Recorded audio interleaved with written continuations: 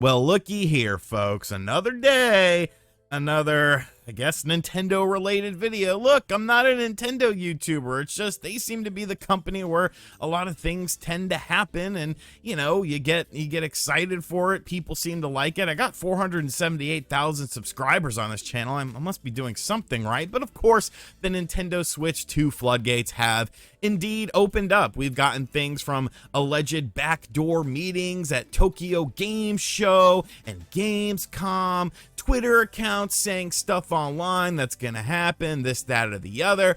But when a company themselves is the one talking about something, then I tend to, give a little bit more credence to it, because it's obviously a bit more concrete, because I mean, they would be ones to know these sort of things. Obviously, the whole Bobby Kotick situation with him going on record during the court case for Microsoft and FTC saying that the Nintendo Switch 2 is kind of going to be in line with the power of the PlayStation 4 and the Xbox One. That was definitely something you could sink your teeth into. A lot of people were upset by that. This needs to be like a PlayStation 5 or a PlayStation 6, when in actuality, they're just talking about raw horsepower, not taking into account DLSS and artificial upscaling technology, which is going to be the future of video games to begin with, but that's really a topic for another day, or at least another video. But when someone involved in the company themselves tends to talk about something, then you gotta, perk your ears up and listen. And when Nintendo President Furukawa does an interview and speaks about upcoming Nintendo Switch software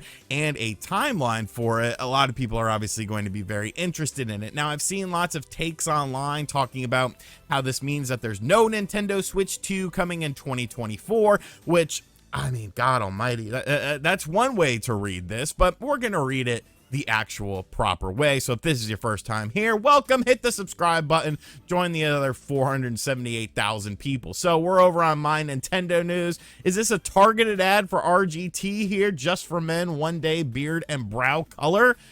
Brows? Do people dye their eyebrows? I don't know. Nintendo president says that they are working on Switch software for the fiscal year ending March 2025. So we are coming up into March 2024 fiscal year. Obviously, that's the end of the fiscal year. This is talking about from 2024 March to 2025 March. So what did he actually say? Well, this was an interview done with the Japanese news website Neki. I always say it wrong. People always get mad at me. Look, I'm sorry. I'm hard-headed and I don't really learn things. So you probably told me a million times, but tell me one more time. Nakai is how I like to say it. Can the life cycle of the Switch be extended further? Obviously, this has been a hot topic when you talk about things like ports and stuff like that. The Switch showing its age in some games, even first-party games from time to time. But can Nintendo manage to elongate the life cycle? And President Shintaro Furukawa said the following: "We are still working on Switch software for the fiscal year ending March 2025.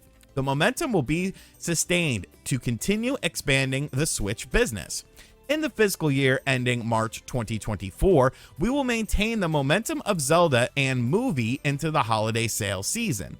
In terms of hardware, we will maximize demands not only for new purchases, but also for second units and replacements." Now, if you take everything at face value, which we'll do first and foremost, because that's what a lot of people do, they don't really read between the lines in this to a lot of people sounds like, hey, we've got Switch games coming until March of 2025.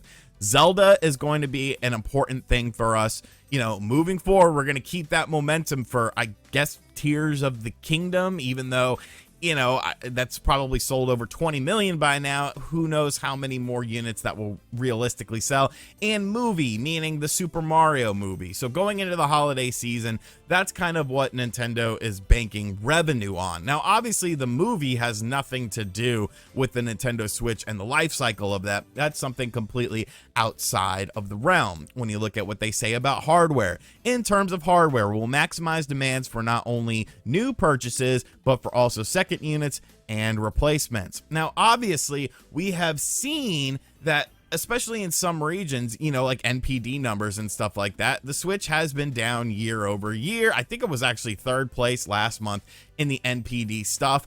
So, you're starting to reach that market cap, and there's nothing wrong with saying that, even though there's some YouTubers out there who will fight me to the death on this.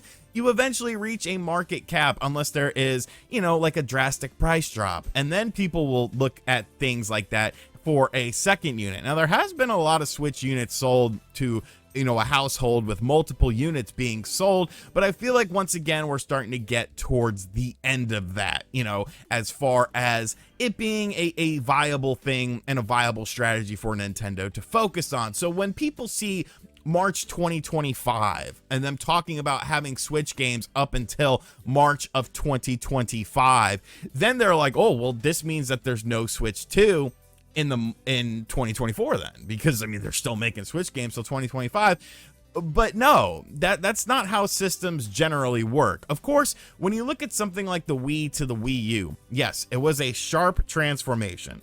It was extremely sharp. You know what I'm saying? It was like the Wii was just dead, and now we're moving on to the Wii U. The Wii U to the Switch, same sort of thing. Breath of the Wild was the last Wii U game from Nintendo on the Wii U, and it was also the first game for the Nintendo Switch. Very sharp. But when you look at the handheld side of things, it's a little bit more loose. Like the 3DS had a huge install base, and it still got some key titles, you know, towards the end of it. Now, obviously, those titles sold abysmally, like Ever Oasis and Metroid Samus Returns, but those were games for the 3DS that Nintendo was involved in, or Nintendo published, or Nintendo helped develop, whatever the case may be, that came out after the Nintendo Switch came out. Because many people were like, hey, why isn't Samus Returns on the Nintendo Switch instead of the 3DS? And I still am saying that years later, hey, why has Samus Returns not been brought over to the Nintendo Switch? But when you look at the more conventional console market, look at what's going on with the PlayStation 4 and the PlayStation 5, the Xbox One and the Xbox Series. It has been over 3 years since those systems have been on the market, and they're still selling PlayStation 4 games. They're still selling Xbox One games. They're still putting games on the PlayStation 4 and the Xbox One. Now we're finally starting to see like this sort of trickle out and not be as much of a thing. But for years, literally years, huge games. God of War Ragnarok, also available on the PlayStation 4. Gran Turismo 7, also available on the PlayStation 4. You know, Horizon, the new Horizon game, also available on PlayStation 4. When you look at the games on the Xbox, it was like that for a very long time too. So is this something to be concerned about? Does this mean that there is not going to be a Switch 2 in 2024? No, not at all. It just means that you're still going to see more Switch specific games come out after the Switch 2 launches. Now, what does that say about backwards compatibility? Will I still need my standard Nintendo Switch in order to play those games? Will I be able to play them on the Nintendo Switch 2? Obviously, if you're still working on software for that system, will that software also be playable and readily available on your successor system? Who knows? You know, at the end of the day, everything we think we know about the Nintendo Switch 2, it could be completely wrong. You know, this could be a drastic change in a drastic direction. We're just piecing things that we found on the internet together and trying to create a narrative for what we think and what we feel the system is going to be.